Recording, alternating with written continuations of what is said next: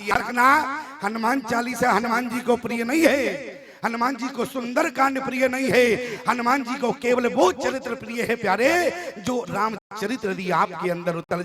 रामचरित्र क्या है? बोले प्रातः काले उठ के रघुनाथा, माता पिता गुरु नावै माथा।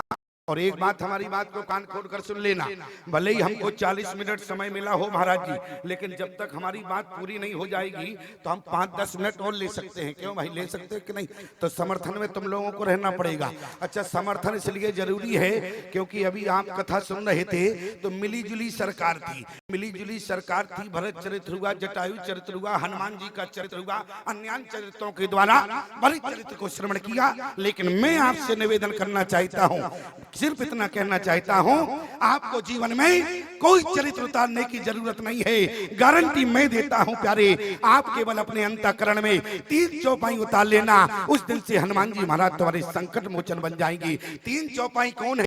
बोले प्रातः काले उठ के रघुनाथा। कभी आज पर आपने विचार नहीं दिया इस चौपाई पर? कभी आपने विचार किया? बोले प्रातः काले उठ के रघुनाथा, माता पिता गुरु नावै माता। याद रखना प्यारे, जो बेटा अपने माँ बाप के चरणों में सुबह उठकर प्रणाम नहीं करता है, याद रखना, जो बेटा अपने माँ बाप के चरणों में झुकना नहीं जानता, जो बेटा अपने माँ बाप के चरणों में प्रणाम नहीं करता, याद रखना, जो समाज का नौजवान बेटा अपने माँ बाप के चरणों में नहीं झुकता, उसे समाज में अन्य लोगों के आगे झुकना पड़ता है प्यारी। इसलिए माँ बाप के चरणों में झुकना सीख जाओ, तुम्हें समाज में किसी के जूते नहीं चाटने पड़ेंगे। माता पिता को भगवान से बढ़कर मानना। मैं आपसे पूछना चाहता हूँ प्यारे, माता पिता को क्या तुमने हाड़ मांस का पुतला समझ रखा है? माता पिता को क्या हाड़ मांस का पुतला समझ रखा है? हमारी बात को याद कान खोल कर सुनना।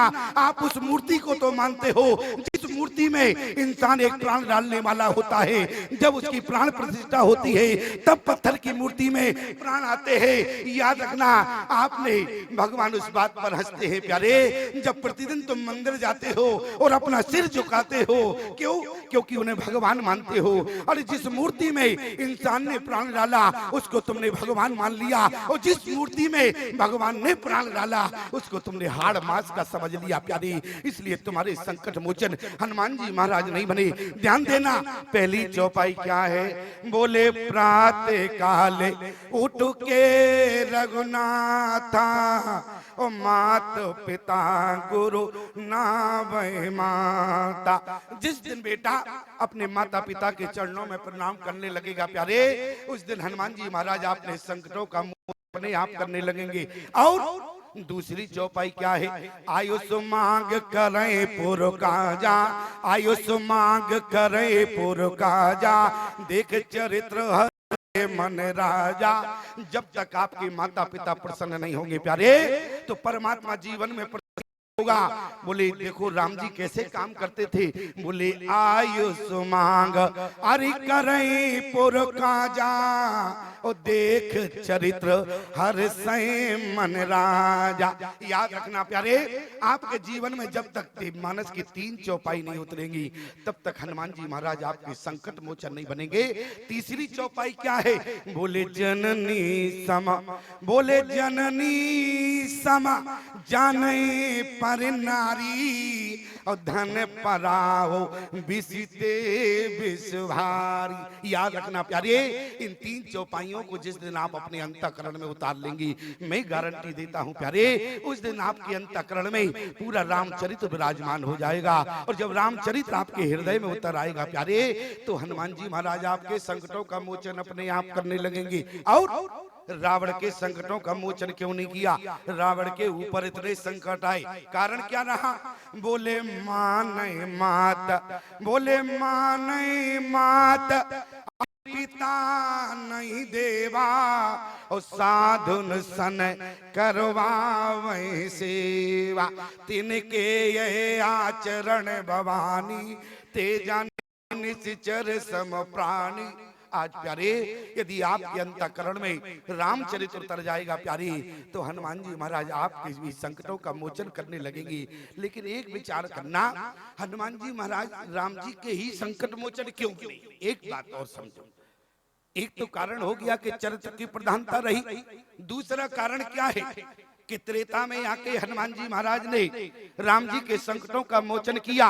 और जब जानकी ने कहा हनुमान जी क्या इस लंका से मुझे नहीं ले जाओगे, तो हनुमान जी ने क्या कहा, अवही मात में जाओ लेवाई, लेकिन फिर आयु सुनहि राम दुहाई।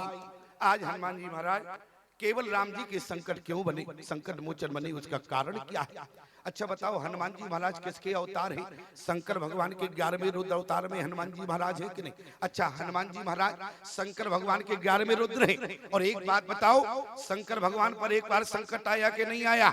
आप कहेंगे हमने तो इतने वर्षों से नहीं सुना कि शंकर भगवान के ऊपर संकट आया होगा, लेकिन याद रखना प्यारे, शंकर भगवान के ऊपर भी संकट आया। आप कहेंगे शंकर के ऊपर संकट हो ही नहीं सकता है, जो दूसरों के संकट मिटाता हो उसके ऊपर कभी संकट नहीं आ सकता। क्योंकि शंकर कौन है? बोले कालम महाकाल, अरे कालम कृपालम। तो क्या शंकर भगवान पर संकट आ सकता है? लेकिन शंकर भगवान पर संकट आया, मानना पड़ेगा। प्रमाण क्या है? जिस समय प्यारे भस्मासुर शंकर भगवान का तप कर रहा था, तो भस्मासुर को वरदान दे दिया, और जैसी तथास्तु कहा तो भस्मासुर बन गया। कहने का मतलब जिसके ऊपर हाथ रख दे वही समाप्त हो जाए। अब भस्मासुर जैसे ही उठा भस्मासुर बन गया। हमको नहीं समझ लेना कि हम भस्मासुर बन गए, क्योंकि हम जैसे ही एक्टिव हुए तुमने समझ लिया। एक्टिव तो हम इसलिए होते हैं क्योंकि कथा कर रहे हैं, कहीं से ऐसा तो नहीं सिंहासन ढीला हीला कसा हो, नहीं तो और बवाल फैल जाए। इसलिए सिंहासन को थोड़ा देख लेते हैं टाइट है कि नहीं नट बोल्ट इसका, क्योंकि आप लोग तो देखते ही हैं प्यारे हमारे बोलने में कितना अंतर होता है, जरा विचार करना। और जैसे ही भस्मासुर बन गया, तो जैसे ही शंकर भगवान के ऊपर हाथ रखने लगा, शंकर भगवान ने कहा दिमाग खराब हो गया क्या तुम्हारे? अरे हमने तो तुम्हें भस्मासुर बनाया। बोले इसलिए तो तुम्हें पहले मिटाएंगे हम। और जैसे ही शंकर भगवान दौड़े, और शंकर भगवान दौड़ रहे थे, बीच में नारद जी मिल गए। नारद जी ने कहा कहाँ भाग रहे हो? नारद जी की बात का उत्तर तो नहीं दिया। नारद जी ने कहा चलते मैं भस्मासुर से ही पूछ ले, लेकिन वरदान तो दे दिया था। तो नारद जी बहुत दूर से पूछ रहे थे, बोले क्यों भस्मासुर, क्या बात हो गई, क्यों दौड़ रहे हो शंकर जी के पीछे? बोले आज हम शंकर जी को नष्ट कर देंगे। बोले क्यों? बोले शंकर जी ने हमको भस्मासुर बनाया। अरे बोले ये तो बहुत अच्छा काम किया। बोले तो वो भस्मासुर बनाया और तुम शंकर भगवान को ही नष्ट कर दोगे? नारद जी से भस्मासुर कहने लगा मैं इसलिए भस्म कर दूंगा क्योंकि ये तो हैं भोले, पता नहीं दूसरा भस्मासुर समाज में कब पैदा कर देवे, इसलिए हम भस्मासुर बनाने वाली कंपनी को ही मिटा देंगे। भस्मासुर बनाने वाली कंपनी कौन है? शंकर भगवान है। इसलिए भस्मासुर ने कहा हम इनको ही निपटा देंगे, इसलिए दौड़ा। आज शंकर भगवान हाँफते हाँफते ब्रह्मलोक में ब्रह्मा जी के पास पहुंचे। ब्रह्मा जी ने कहा शंकर भगवान से बात क्या है? शंकर भगवान ने कहा क्या बतावे, बड़ी मुसीबत आ गई, पीछे देखो वरदान दे दिया, भस्मासुर बन गया, अब हमको ही मिटाने पे तुला है। ब्रह्मा जी ने कहा तुम्हारा काम खराब है, विचार तो करते नहीं हो, वरदान 2 मिनट में दे देते हो, क्या करें? बोले हमारा नाम है, नाम के अनुसार काम करना पड़ता है, नाम के अनुसार काम होना चाहिए। याद रखना प्यारे, आज लोगों के जैसे नाम होते हैं वैसे काम नहीं होते। आज शंकर भगवान ने कहा जैसा नाम है वैसा काम भी करना पड़ता है। कोई बात नहीं, चलो नारायण के पास चलो। और जैसे नारायण के पास पहुंचे तो क्षीर सागर में नारायण जो है शेष सैया पर लेटे हुए थे। लक्ष्मी दीदी ने देखा अरे शंकर भगवान हाँफते हाँफते अकेले आ रहे, वो भी ब्रह्मा जी साथ में है। धीरे से पैर दबाया, बोले देखो शंकर भगवान जी आ गए, अचानक आए बिन बुलाए, क्या पता नहीं किस कारण से आए। और जैसे नारायण ने आंख खोल के देखा अरे शंकर भगवान हाँफ रहे हैं, क्या कारण है? बोले शंकर भगवान तो कुछ बोल नहीं पाए, ब्रह्मा जी बखानने लगे। ब्रह्मा जी ने कहा बोले भस्मासुर ने तपस्या किया, ने वरदान दे दिया, जिसके ऊपर हाथ रखेगा वो भस्म हो जाएगा। नारायण ने कहा भाई इतनी सी बात है? शंकर भगवान ने कहा इतनी सी बात लगती है, संकट बहुत बड़ा है, संकट मिटने हमारा शंकर जो है आज मिट जाएगा। और शंकर के संकट आ गया है, लेकिन नारायण ने कहा चिंता मत करो। नारायण ने इसी समय प्यारे मोहिनी का रूप बनाया और मोहिनी का रूप बना के गए, भस्मासुर से विवाह का प्रस्ताव रखा। और विवाह का प्रस्ताव ही नहीं रखा, भस्मासुर से कहा विवाह आपके साथ कब करेंगे, तब पहले आपको हमारे संगे नाचना होगा। भस्मासुर ने कहा कोई बात नहीं। अब जैसी विश्व मोहिनी ने प्यारे नाचना शुरू किया, नारायण भगवान मोहिनी के रूप में थे, नाचना शुरू किया। अब नाच के तो बताएंगे नहीं तुमको, तुम लोग कहोगे नाच के भी दिखाओ। अब हम ही लोग नाचने लगे तो नाचने वाले कहाँ जाएंगे प्यारे? याद रखना प्यारे, ध्यान देना हमारी बात पर। हंसने की बात नहीं, विचार करने की बात है। विचार करते नहीं हो, हंसने पहले लगते हो तुम लोग। जरा सुनिए हमारी बात को ध्यान से। मोहिनी ने क्या किया, मोहिनी ने उसी प्यारे भस्मासुर को इशारा किया, नृत्य करते करते अपना हाथ अपने सिर पर रखा और भस्मासुर ने भी अपना हाथ अपने ऊपर रखा, जल के खाक हो गया। और ना जैसे शंकर भगवान ने देखा कि भस्मासुर जल के खाक हो गया, उसी समय प्यारे शंकर भगवान ने कहा कि नारायण, आज जब शंकर पर संकट आया है तो तुमने मोहिनी बनकर उनके संकटों का मोचन कर दिया। चिंता मत करना, धरती पर तुम जाओगे तो तुम्हारे ऊपर जो संकट आएगा तो मैं हनुमान बनके तुम्हारे सारे संकटों को मिटा दूंगा प्यारी। इसलिए हनुमान जी महाराज क्या बने, शंकर भगवान क्या बने, बोले जय शरीर रति राम सो, अरे सोई याद रही सुजान, ओ रुद्र देह तज नेह बस, ओ शंकर भय हनुमान, या बानर भय हनुमान। 10:16 हो गया है और 15 मिनट तो निकल गया है। अब बचे कितने मिनट हैं आगे देखना है। और जैसी राम जी पर सबसे बड़ा संकट क्या था, बोले कौन, बोले समुद्र के पार जाएगा, सीता तक पहुंचेगा। लेकिन उसी समय प्यारे हनुमान जी ने क्या किया, बोले पाछे पवन, बोले पाछे पवन, अरितने सिर नावा, और जाने काज प्रभु निकट बुलावा। इधर हनुमान जी महाराज खड़े हो गए, बोले आदेश करे। हनुमान जी को काम सौंपने लगे, क्या, बोले मुझे विश्वास है तुम जा सकते हो। लेकिन हनुमान जी से कहा, बोले 3 काम हमारे करना। हनुमान जी ने कहा आदेश करे प्रभु, 3 काम कौन कौन है, बोले बहु प्रकार सीते समझायो, ध्यान देना, क्या, बहु प्रकार सीते समझायो।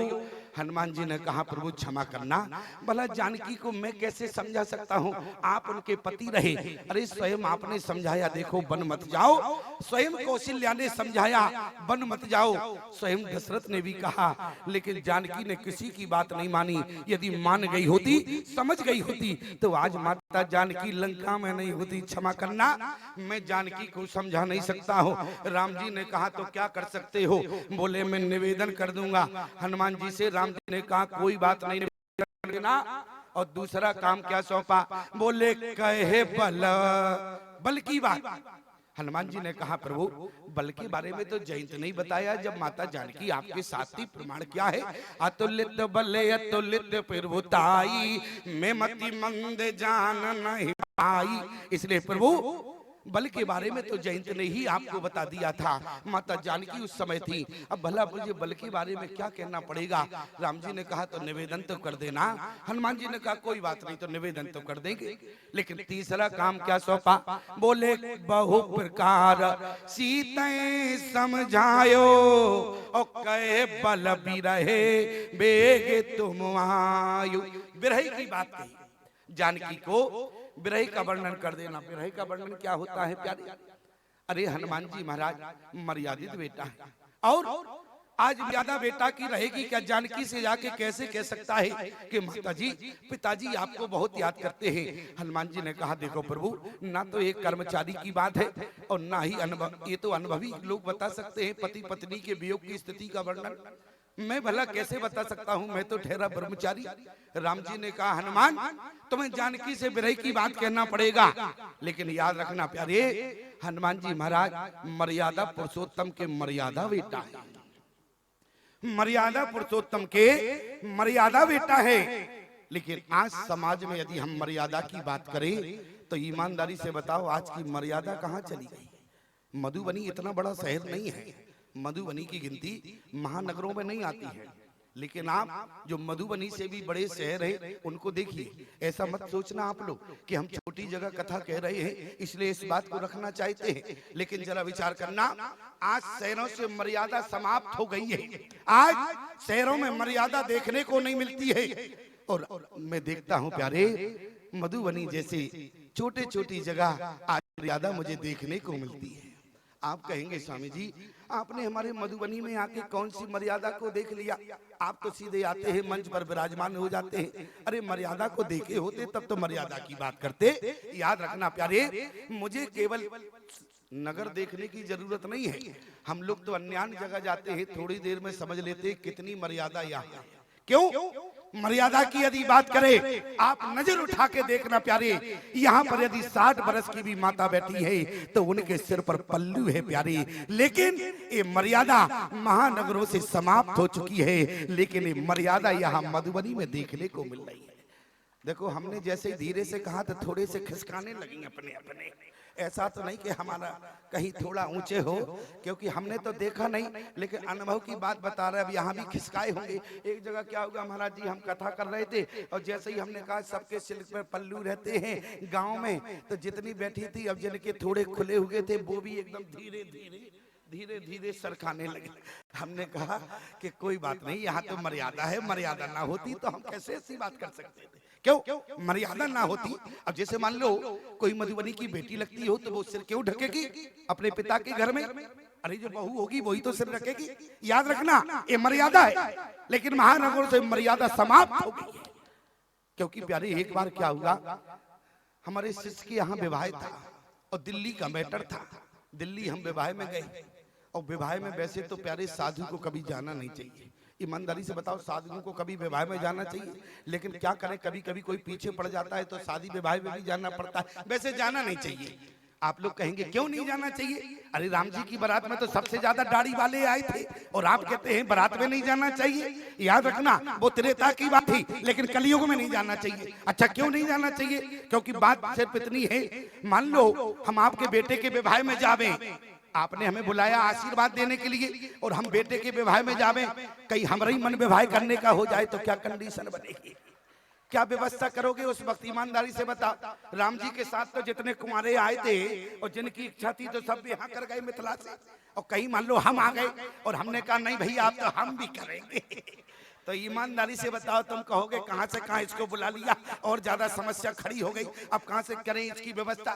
तो ध्यान देना, इसलिए बाबाओं को कभी बुलाना भी नहीं चाहिए। आप कहेंगे क्यों नहीं आना चाहिए? अरे बाबाओं को शादी में आशीर्वाद देने आना चाहिए। अरे इसलिए नहीं आना चाहिए, मान लो हमारी कंडीशन ना बिगड़े और कहीं तुम्हारी बेटी की ही कंडीशन बिगड़ जाए, अरे नहीं हमें तो बाबा होना है, तो क्या करोगे उस वक्त? तब भी समस्या बढ़ सकती है कि नहीं? इसलिए बाबाओं को बारात में नहीं जाना चाहिए। कलयुग में त्रेता की बात नहीं कर रहे हैं, हमारी बात को कान खोलकर सुनना। जैसे ही हम दिल्ली में गए, माहौल क्या था, दोनों जो वर वधू खड़े थे मंच पर प्यारे, दोनों की कंडीशन एक जैसी थी। एक जैसी कंडीशन क्या थी?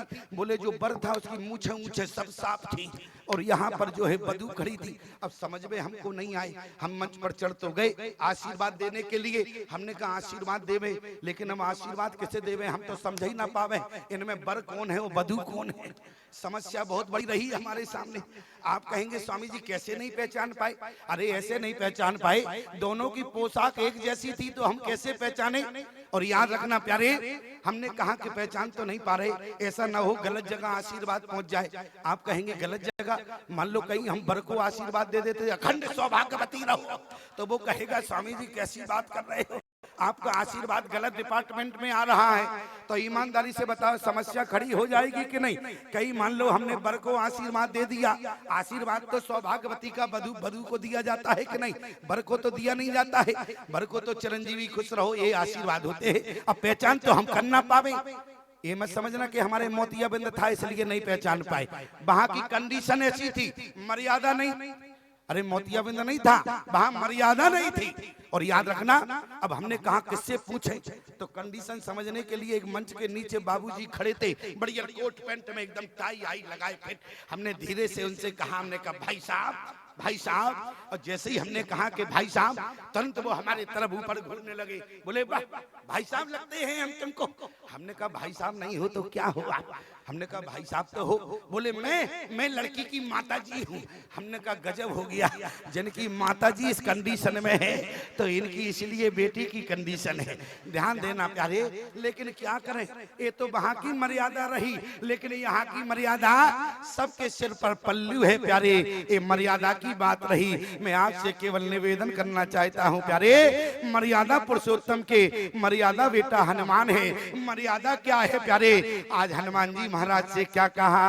बोले बहु प्रकार, बोले बहु प्रकार सीते समझायो, और कहे बल बिरहे बेग तुम आयो, कहे बल बिरहे बेग तुम आयो।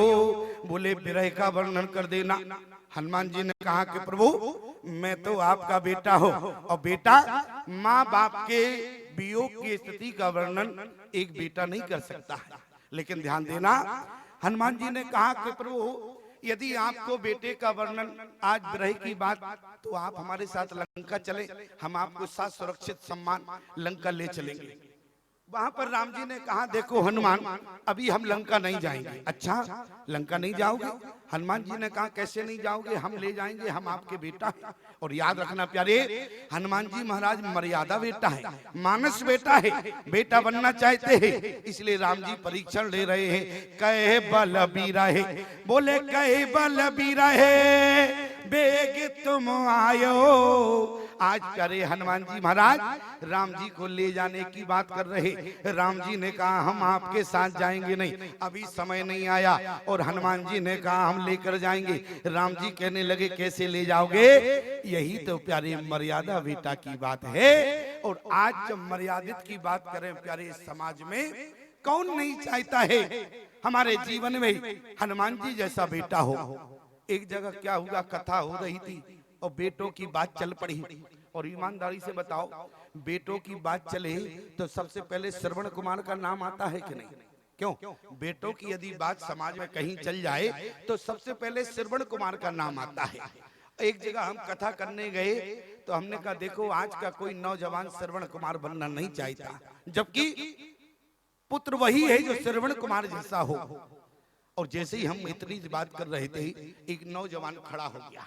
बोले स्वामी जी क्या बात करते हो, मैं भी तो श्रवण कुमार बनना चाहता हूँ, आप कैसे कह सकते हो? हमने कहा भले आदमी तुम, कम से कम एक नौजवान खड़े हो गए। हमने धीरे से उसको इशारा करके मंच पे बुलाया। हमने कहा बेटा इधर आओ।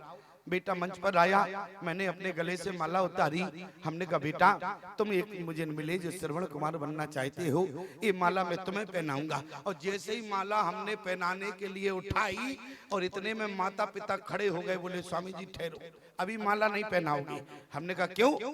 अरे तुम्हारा बेटा श्रवण कुमार बनना चाहता है, क्यों ना माला पहनाऊं मैं? अरे बोले स्वामी जी बनना चाहता है, अभी बना तो है नहीं, कंफर्म हो जाए तब सर्टिफिकेट देना चाहिए। हमने कहा ये भी बात ठीक है।